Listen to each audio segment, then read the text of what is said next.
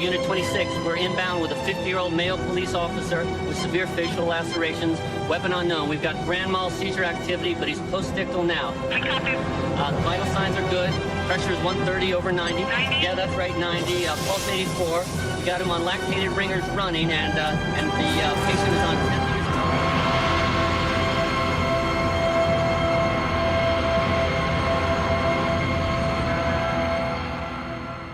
So, okay, what's it about? There's so many reviews of The Silence of the Lambs, so I'm going to come at it from another take. Not from the technical aspect is fantastic. The set design is fantastic. The cinematography by Tak Fujimoto, something like that. Fantastic. I think I butchered his last name, but it's definitely Tak something. Absolutely fantastic. But I'm going to come at it from this angle. I'm going to come at it from the angle of what is the film. The film is about many things. It's about womanhood. There's a little bit of feminism in there squeezed into it. Of course, there is. Jodie Foster. She's like a retarded feminist. You can tell when she's speaking that she's got a real kind of like hair stuck up her ass. So people come at it from different angles. They can look at it from different things, and it's a psychological thriller. It's a psychological drama. It's a psychological mindfuck is what it is. But I like to come at it from this point of view. I look at it from the point of view of leverage. Every character has leverage, wants to use leverage, tries to book for leverage. Even though Hannibal Lecter is in the plexiglass prison, he still has leverage over some people, and his mind is supreme. The compartments in his mind are supreme. He's hyper intelligent, hyper aware, knows people's failings and weaknesses, and is constantly self-aware and aware all the time, constantly. And his mind works in compartments. It works in compartments where he doesn't jumble up the different boxes in his head. He opens one specifically for what he needs at that time. So he's a cool, calm customer.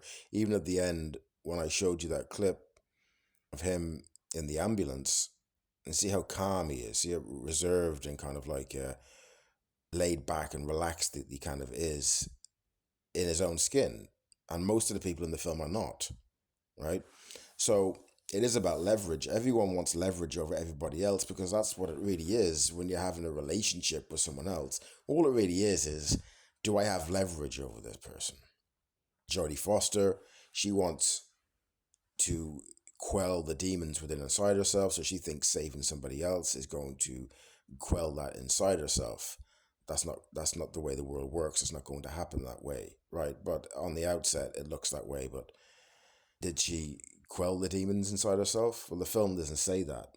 It's not possible to do it that way, as far as I'm concerned. But when you're dealing with human beings, they try and put things in front of you like, oh, this is love, this is respect, this is this, that, and the other. And sure, these things exist in a very minuscule state for people, certain peoples, but in everyday life, it doesn't exist. Everyone is just frantically running around, not really knowing what's going on. So, okay, we'll have leverage over everybody else, and I'll earn more money, and I'll have a better job, I'll have a better girl, and also it really comes down to, and all the love bullshit fades out, and all you have really is leverage, and then you'll try and squeeze that person dry and then move on to something else.